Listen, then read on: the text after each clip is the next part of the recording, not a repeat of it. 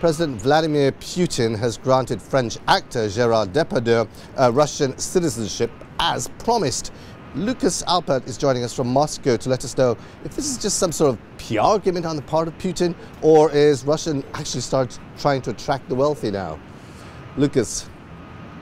Well, it was a bit of a surprise announcement today in that Russia's on a big holiday right now. But the Kremlin put a statement out, and they've confirmed that Gerard Depardieu had indeed applied for citizenship, and it was granted to him because of his status as a cultural figure. I'm sure it didn't help that he and Mr. Putin are actually apparently friends. But yes, I guess as of right now, I believe that Mr. Depardieu could move to Russia if he wants to and take advantage of the lower tax rate. I mean, it's largely because the new French president Hollande has been talking about slapping a 75% tax on anybody earning more than 1 million euros a year. Whereas in Russia, I gather the tax there is 13% right across the board. Yes, it's a flat income tax here, 13%. So if you make $1 billion or you make $10, you're paying the same tax. So I suppose there would be some advantages to that for somebody in Mr. Depardieu's position compared to what he's facing in France.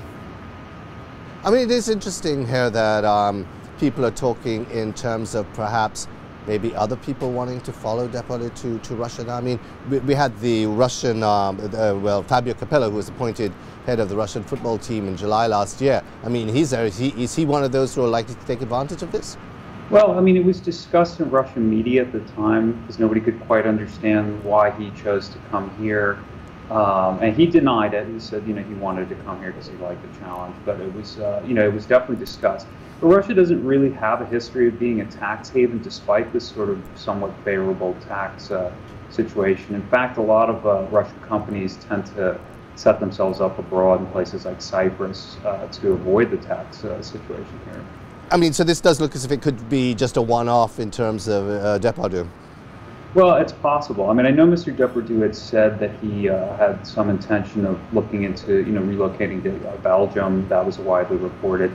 He apparently also talked about possibly Montenegro because he has some business there, and Russia because I guess maybe his friendship with Mr. Putin and his sort of history of making some films involving Russian historical figures. Maybe he felt comfortable here. But those were three places he was talking. So perhaps this was something to cover his bases a little bit. Maybe he's applying in all places. Hard to know. He hasn't commented yet. What is interesting, of course, Lukas, is that just before this all happened, the French constitutional courts have basically said that Hollande's plans for that 75% tax are actually illegal because he's slapping it on individuals, not on households. In other words, if you have a man and a wife earning just underneath 1 million euros, they don't need to pay the tax. That's right, and I mean, I understand that this was sort of more of a technicality rather than saying that the whole basis of the tax was incorrect. So perhaps the government there will sort of tweak the way the bill was worded. But in any event, Mr. Depardieu said that changed nothing for his situation. That it's suggesting that he does intend to leave the country.